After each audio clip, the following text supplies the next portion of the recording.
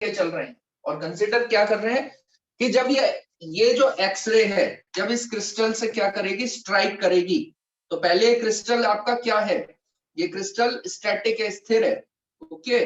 तो उसके लेकिन टक्कर के बाद इसका रिकॉइल हुआ, इसका प्रतिक्षिप्त हुआ, अपोजिट डायरेक्शन में गया।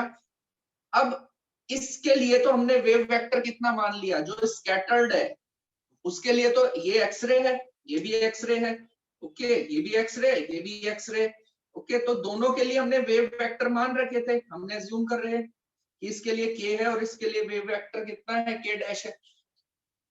लेकिन इस क्रिस्टल का वेव वेक्टर क्या है, वो क्रिस्टल का जो वेव वेक्टर होता है that can be drawn by a reciprocal vector, okay.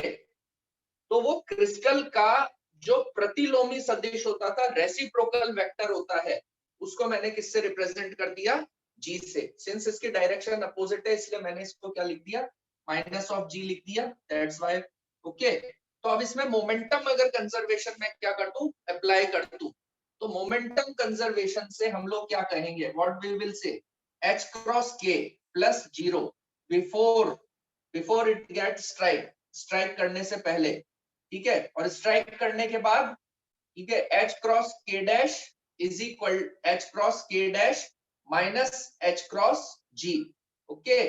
h cross cancel out, तो k माइनस ऑफ g के इक्वल आ गई। तो हम लोग क्या कह रहे हैं, what will be this value of k dash, k dash की वैल्यू इस तरीके से होती है that it is equal to k plus g। ये वैल्यू किसके इक्वल होगी, k प्लस g के इक्वल होगी। तो k dash is always like that, यानी स्कैटर्ड जो आपकी एक्सरे होती है आपकी, उसके लिए k डैश की value that can be always equal to k plus g, वो हमेशा किसके इक्वल होती है, k प्लस g, जहां k एक्सरे का वेव वेक्टर होता है और g क्रिस्टल का रेसिप्रोकल वेक्टर होता है, ओके, प्रतिलोमी सदिश होता है, उनके सम के इक्वल होती है, k प्लस g के ये वैल्यू क्या होती है, इक्वल होती है। Getting my point? तो ये आ गया। और अगर मैं इससे क्या कहूं, okay, I have made a square law, इसका स्क्वायर किया, तो ये किसके इक्वल आ गया, it is equal to k square plus g square plus, दोनों वेक्टर है, that's why I can write it like 2k dot जी के इक्वल, मैं इनकी वैल्यू को क्या करूंगा, लिखूंगा, okay. So what I can say कि सिंस हम लोगों ने दो रूल प्रूव किए थे, पहला रूल तो था omega is equal to omega dash first condition में, और के की वैल्यू किसके इक्वल थी, के की वैल्यू के डैश के इक्वल थी।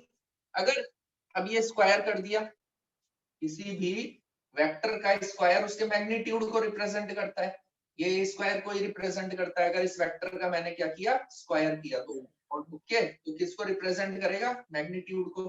तो यहाँ पे k square is equal to k square plus g square plus 2k dot g, but since k की वैल्यू मैग्नीट्यूड ऑफ के किसके इक्वल है, मैग्नीट्यूड ऑफ के डैश के इक्वल है, ओके। तो ये दोनों एक दूसरे से क्या हो गए, कैंसिल आउट हो गए, और मेरे पास कंडीशन आई ट्वाइस ऑफ के डॉट जी, ट्वाइस ऑफ के dot G plus g square, ये वैल्यू किसके इक्वल आनी चाहिए, 0 के इक्वल आनी चाहिए, ओके।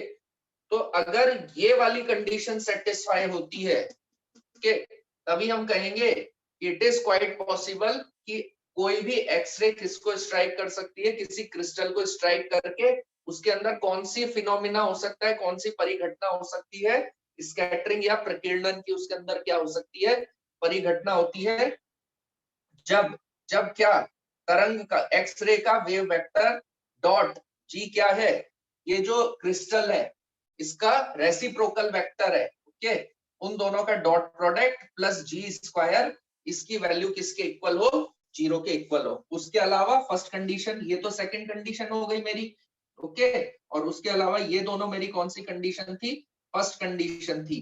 तो ये दोनों conditions are very much required for the X-ray scattering from crystal. अगर ये होंगी तो ये चीज पॉसिबल है, एक्सरे स्कैटरिंग पॉसिबल है, अदरवाइज एक्सरे स्कैटरिंग पॉसिबल नहीं है। अब आपको समझ में आया होगा कि हमने क्यों रेसिप्रोकल लैटिस को हमने क्या किया था, डिफाइन किया था, क्योंकि अब इनकी रिक्वायरमेंट आगे आने वाली है इस वजह से दैट्स व्हाई। ओके, और इसका हमने पहला